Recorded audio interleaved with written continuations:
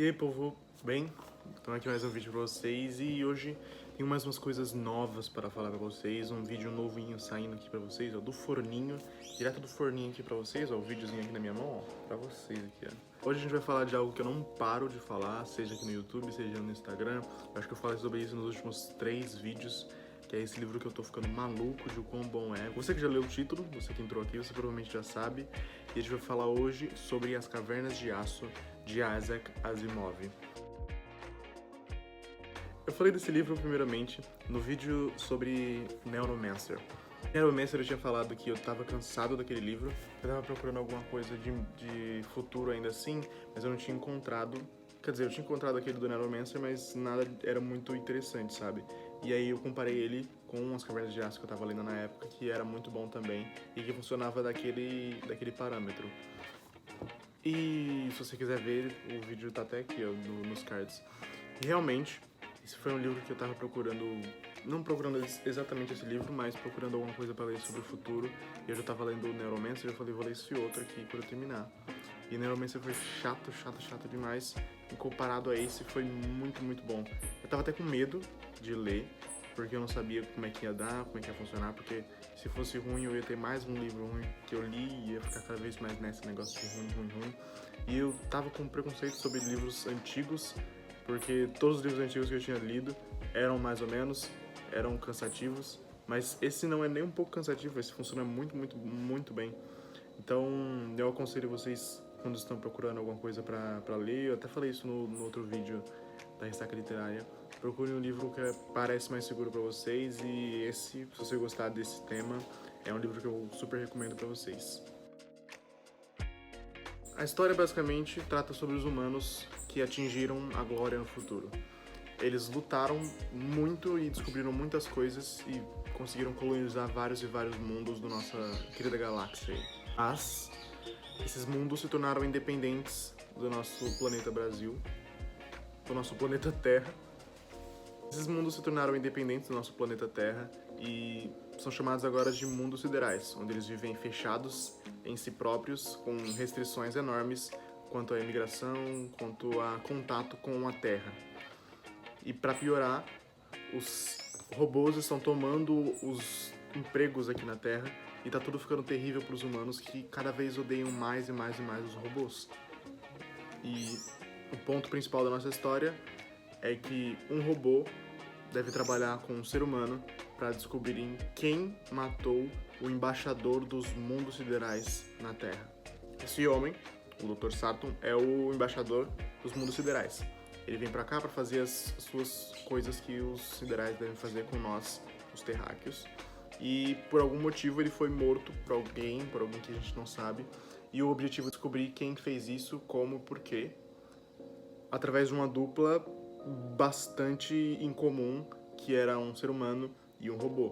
Tanto que o protagonista, o Elijah, o Lige Bailey, ele fala que é um absurdo ele ter que trabalhar com um robô, com alguma coisa assim, que é um trabalho tão mais sério para botar um robô que talvez não funcionasse, até que ele encontra o robô e ele percebe que é um androide perfeitamente igual a um ser humano, todas as características que um ser humano teria, ele tem também.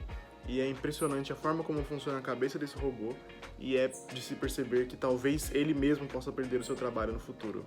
É uma história muitíssimo interessante, de grandes conflitos e pensamentos e outras coisas.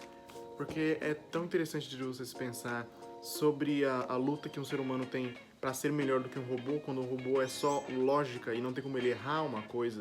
E você perceber que o cara tá tentando fazer o trabalho dele ali e tem um robô que tá pegando o trabalho dele. E também a evolução que o futuro tem ao ponto de... É um mundo meio... Esse livro foi escrito em 1950, então a Guerra Fria tava truando ali, tava batendo na porta. 54 esse livro aqui.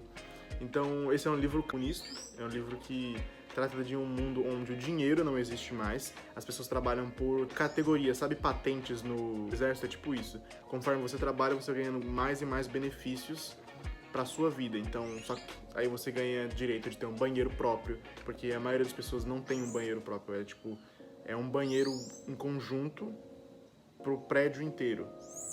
E aí você vai ganhando cada vez mais essas coisas pelo seu trabalho, então não existe mais dinheiro e todo mundo compartilha as coisas e o governo decide quanto que ela dá para cada pessoa.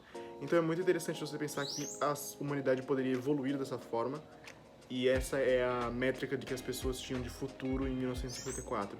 É muitíssimo interessante de se acompanhar uma história dessa, ainda mais com personagens tão cativantes que me fizeram querer descobrir o crime antes mesmo do Bailey, embora eu não tenha conseguido. Mas é muito, muito, muito interessante de se acompanhar, e agora, para a terceira parte, eu vou falar das minhas teorias para esse livro enquanto eu lia ele.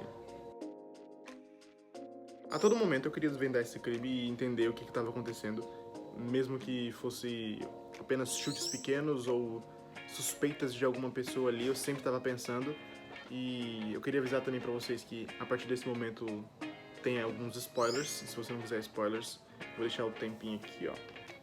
Esse tempo aqui é pra você pular, caso você não queira spoilers.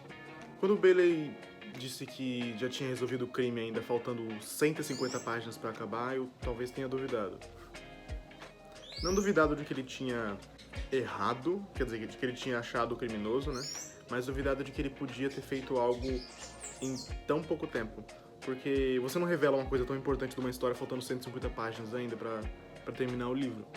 Então eu pensei que talvez ele estivesse certo, mas algo diferente aconteceria. Tipo, ele descobre que foi isso que aconteceu, porque foi uma resposta muito, muito ousada, que até o comissário ficou estranho da cabeça.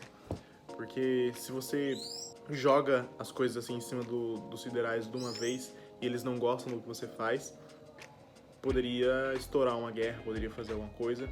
Mas aí eu pensei também de novo que isso mudaria o curso do livro, e o livro é realmente só sobre o desvendamento, a desvendação do crime. Então isso levaria para um lugar completamente diferente e não faz muito sentido acontecer dessa forma. Então eu tirei essa ideia da minha cabeça. Descobrimos que ele estava errado no fim, e aí fez mais sentido a história continuar seguindo, porque realmente era sobre a desvendação, o desvendamento do crime.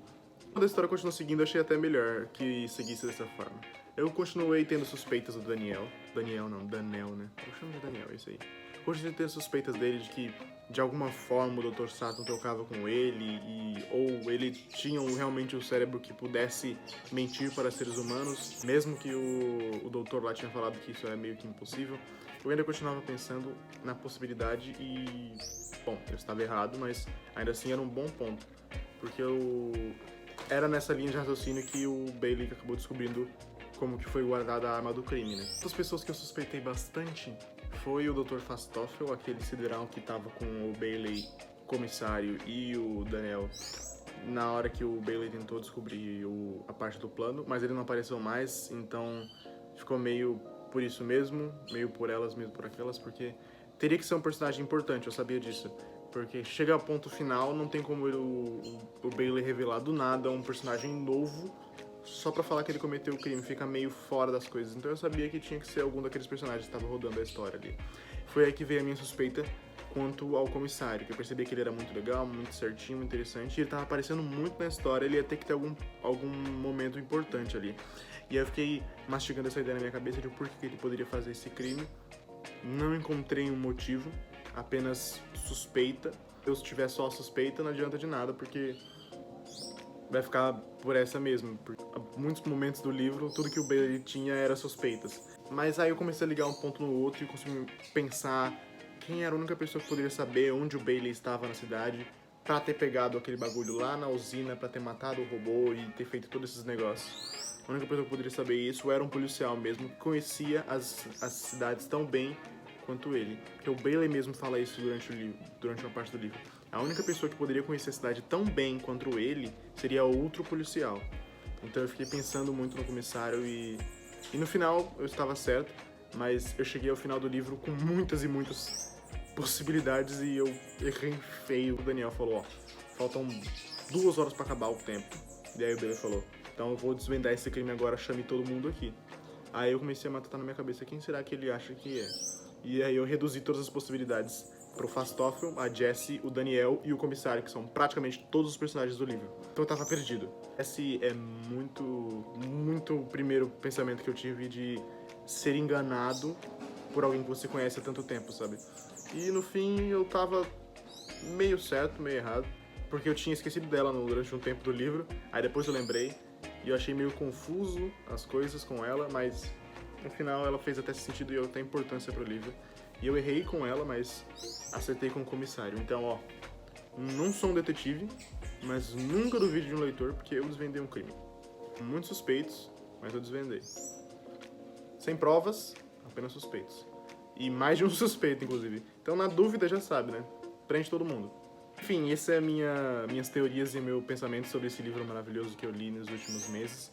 E eu queria compartilhar com vocês e pedir para que vocês lessem também, por favor, que eu preciso falar sobre esse livro com as pessoas. Então venha ler esse livro, venha conversar comigo.